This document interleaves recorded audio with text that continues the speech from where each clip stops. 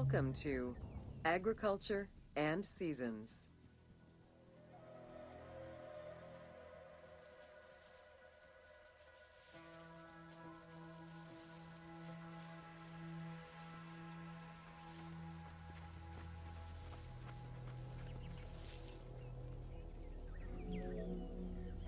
While crops were cultivated in different oases around the desert, most of the arable lands were near the Nile. Two types of cereal grain were cultivated, barley and an ancient wheat known as emmer. These two key ingredients contributed in establishing bread and beer as the staple of the Egyptian diet and the basis of its economy.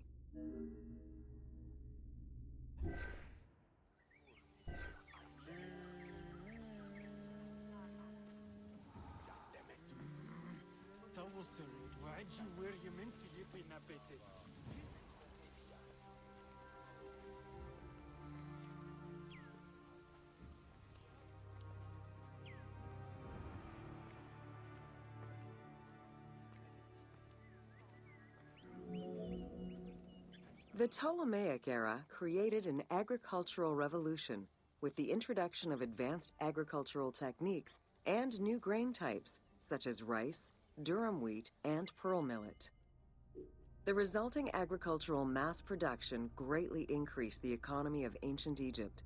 It also prompted the development of storage and transportation, allowing long-distance trade with other regions.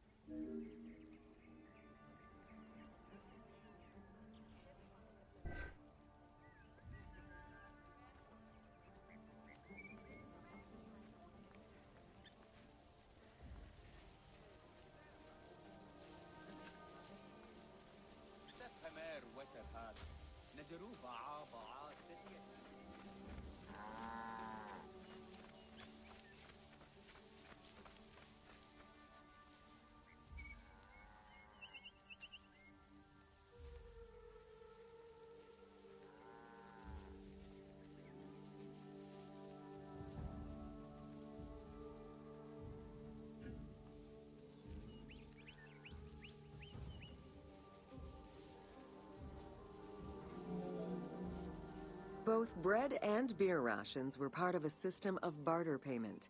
The state used those goods to pay wages for those who worked in the quarries and at the construction sites.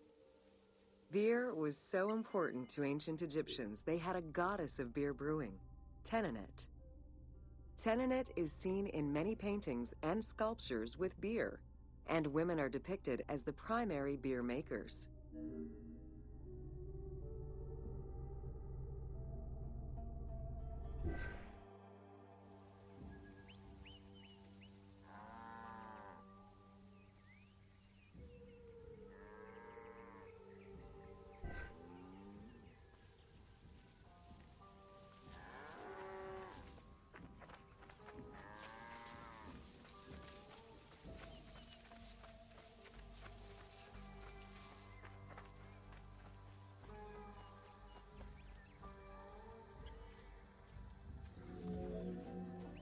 In order to increase agricultural production, fertile land was divided into plots and large agricultural villages were encouraged.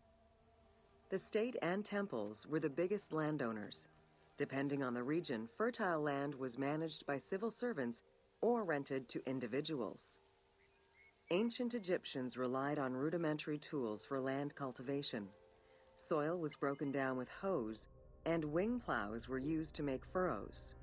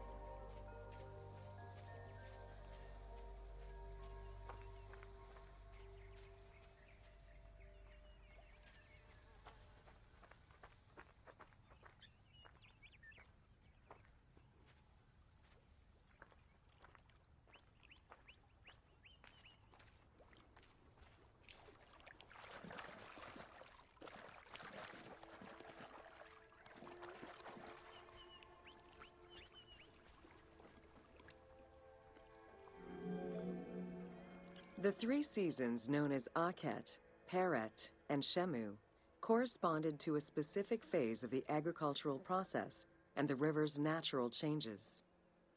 Akhet was the time of the flood, beginning with the appearance of the star Sirius in July. Peret was the time when lands were cultivated, plowed, and sown. This fell between October and November. Shemu ran from May to September and was when harvesting and taxation began.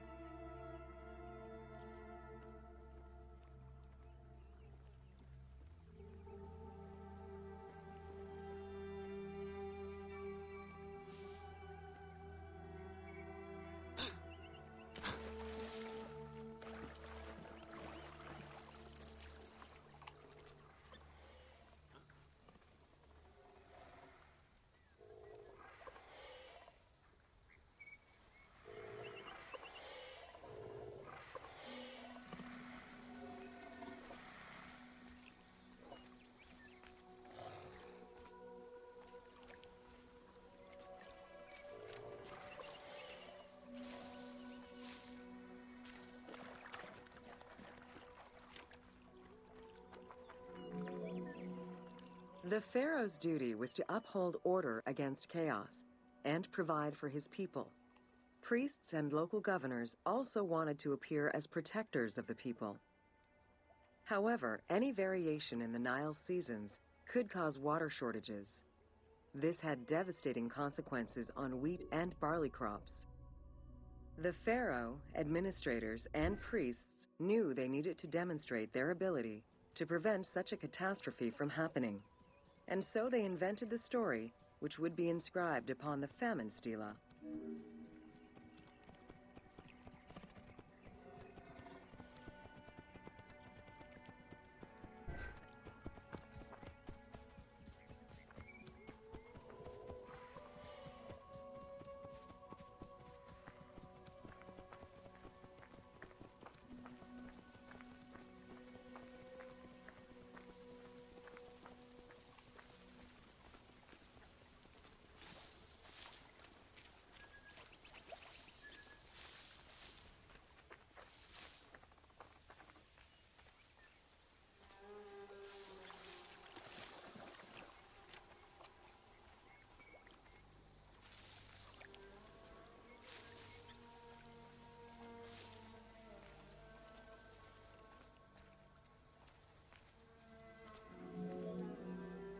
The story begins with the pharaoh worried for his people.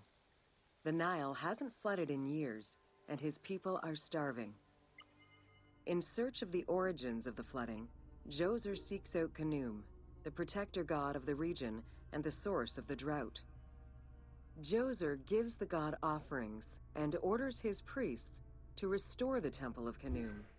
These offerings please the god, and the floods are restored.